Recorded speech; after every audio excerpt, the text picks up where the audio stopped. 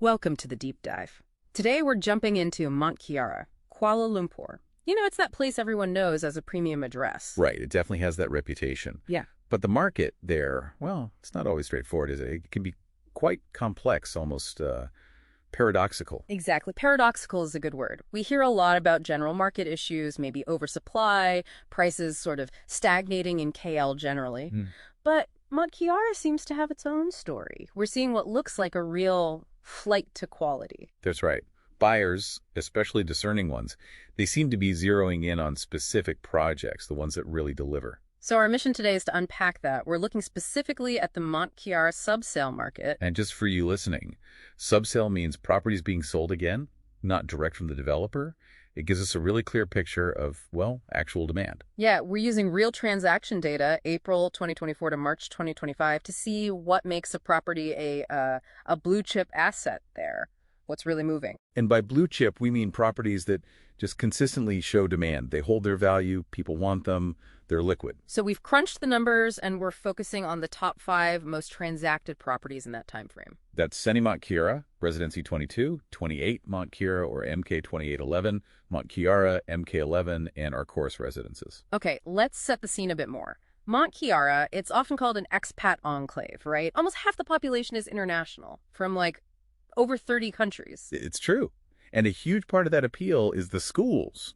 World-class international schools, Garden International, Mont Kiara International, the French School. Plus all the amenities, the malls, like One Mont Kiara, 163 Retail Park. It's designed to be, well, very self-contained and convenient. Which creates this interesting dynamic. Because you mentioned the broader market prices shot up around 2012, and then things cooled off. Oversupply is a factor generally. So overall capital appreciation is pretty modest. The median price is just under 1.3 million ringgit, up only about 1.77% year on year. Yeah, and the median price per square foot around RM 731 also saw just a small bump, about 3%. But, and this is the key point, specific projects are bucking that trend. That's why we're looking at transaction volume, how many units actually sold. That tells you where the real demand, the real liquidity is. Exactly. It's the clearest signal. Okay, but living there isn't without its practicalities. Connectivity, for instance. It's great if you have a car. Highway links are excellent. Sprint, NKVE, Duke. You can get downtown pretty fast, maybe 15 minutes if traffic's okay. If traffic is okay, that's the big but, isn't it? Congestion, especially around school, drop-off, and pickup times can be significant. And there's no direct train line, no LRT or MRT right there, so you are pretty car dependent. Definitely something to factor in. Right. So keeping that content in mind, let's get into the top 5. Number 1, with 29 transactions, Seni Mont Kiara. Ah, Seni. Completed back in 2010, so it's established. Known for its art theme, lovely landscape garden. And the units are big, really spacious, family-sized layouts. We're talking 2,300 up to like 6,700 square feet. Huge. Median price reflects that. Around RM 2.4, almost 2.5 million. That's about RM 829 per square foot. It's a proven performer, very liquid. Great for affluent families, long-term holders. Just one note, it's not pet-friendly, right? That's a key detail for some buyers, yeah. Yeah. No pets allowed. Okay, number 2. Residensi 22, 28 transactions. This one's newer. 2017 completion by UEM Sunrise. Yes, very modern luxury feel. And its location is, well, arguably unbeatable, right opposite Arcoris and 163 Retail Park. And you can walk to Garden International School. Super convenient. Absolutely. And it commands the highest median price per square foot in our top 5 over RM 1100 PSF.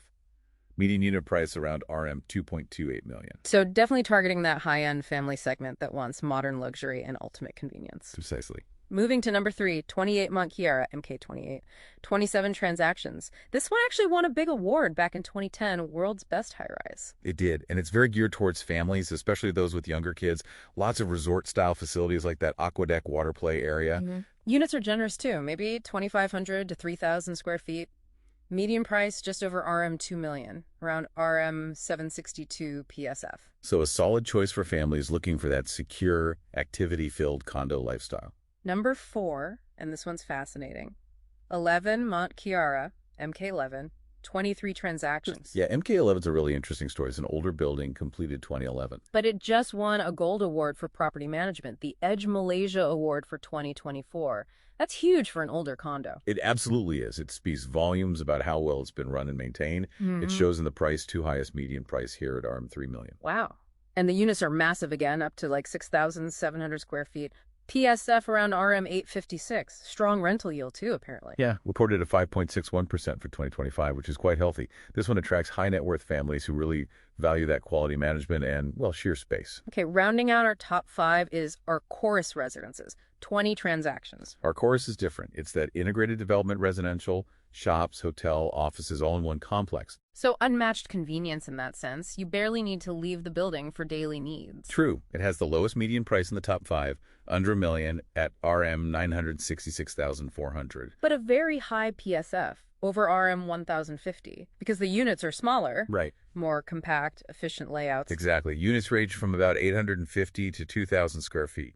It caters more to young professionals, couples, maybe rental investors. And there's the commercial title aspect. Right. That usually means higher utility bills, water, electricity compared to purely residential buildings, and sometimes a more transient feel, perhaps. Good point. So looking at these 5, you really see different profiles emerging. Absolutely. It depends what you prioritize. Mm-hmm. Is it huge space like Semani or MK11? Is it that modern convenience of Residensi 22? Family facilities at MK28? Or the integrated lifestyle of Arcoris? It really highlights that stratification in the market. You can't just talk about Mont Kiara broadly. Buyers are clearly voting with their wallets for these specific, proven assets. They're looking for quality, liquidity, and properties that fit very specific needs. So, the big takeaway. If you're looking at Mont Kiara, you need to look past the general noise and focus on the unique strengths of these top performers. Definitely. Do your homework on the specific building, its management, its track record. And maybe a final thought to leave you with. There's that planned MRT Circle Line station near Kale Metropolis, not too far away. That's a future factor to watch. How might that improved public transport access, even if not directly in Mont Kiara, eventually reshape values and desirability even for these established blue chips? Something to think about long term.